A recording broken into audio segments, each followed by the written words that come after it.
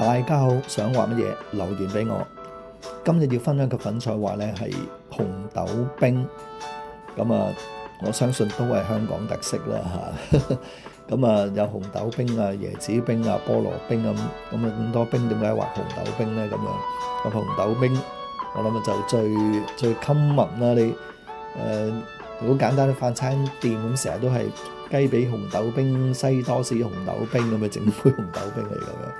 咁夏天咁樣飲食呢個紅豆冰咧，又係一番滋味嘅咁樣。咁講翻畫呢幅畫咧，呢個紅豆冰咧，咁佢好多嘅杯載住紅豆冰嘅都會嚇。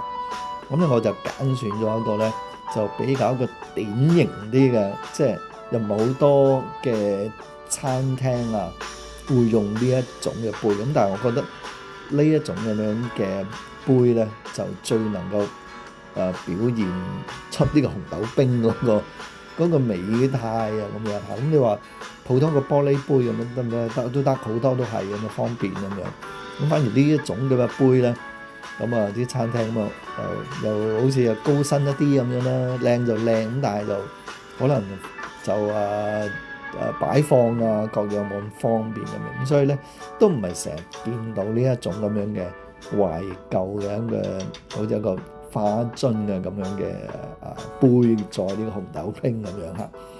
咁我話呢個紅豆冰咧，咁就除咗呢個杯係特登揀呢個杯啦，咁呢個紅豆咧同埋呢個上面一啲嘅奶咁嗰個比例都好緊要嘅。咁你如果多，咁咪好似好少紅豆，咁都好多紅豆又好似冇咗上邊嗰啲咁嘅奶咁樣。咁唯獨是咧就係嗰個冰啦。咁好似我畫完呢幅畫咁樣，咦？好似紅豆冰、酒冰咁樣。咁就其實個冰咧就喺白色嘅部分咁樣啦。咁我諗下，咦，可唔可以顯現出即係可以拆出嚟？咁但係個感覺又有啲唔係咁好咁樣。咁大家睇上好似呢杯紅豆冰好似擺咗好耐，溶咗嗰啲冰咁樣。咁但係 anyway 都會睇即係感受到呢個係呢一杯係紅豆冰咁樣。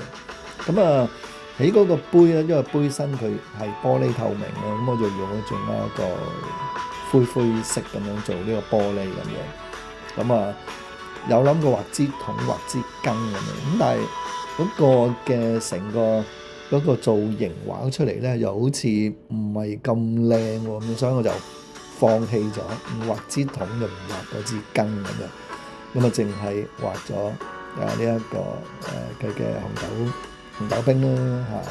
啲奶啲紅豆咁樣。送呢一杯紅豆冰俾大家呢個夏天。希望大家中意呢條片，可以訂閱我哋頻道，撳下鐘仔 comment like share。下次見。